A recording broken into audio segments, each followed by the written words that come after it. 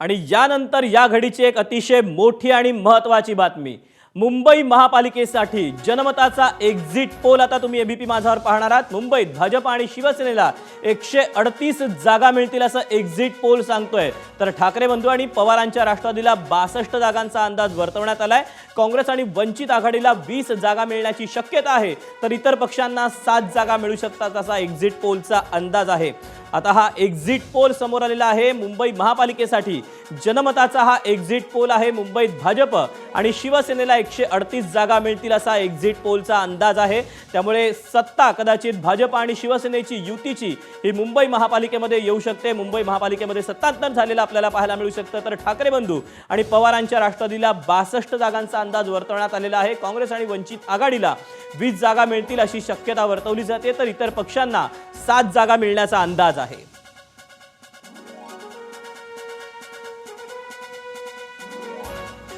तेव्हा या घडीची ही एक अतिशय महत्त्वाची आणि मोठी बातमी।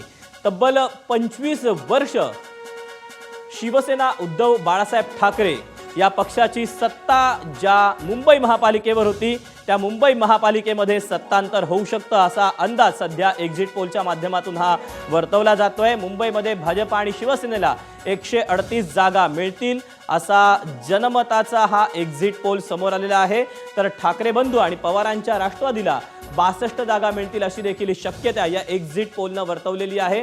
तर काँग्रेस आणि वंचित बहुजन आघाडीला 20 जागा मिळण्याची शक्यता आहे, तर इतर जे पक्ष आहेत त्यांना 7 जागा मिळतील अशी शक्यता या एक्झिट पोलमधून वर्तवण्यात आली आहे।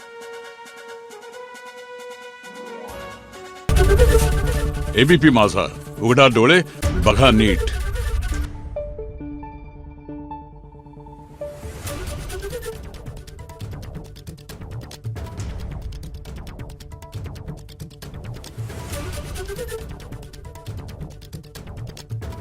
Thank you.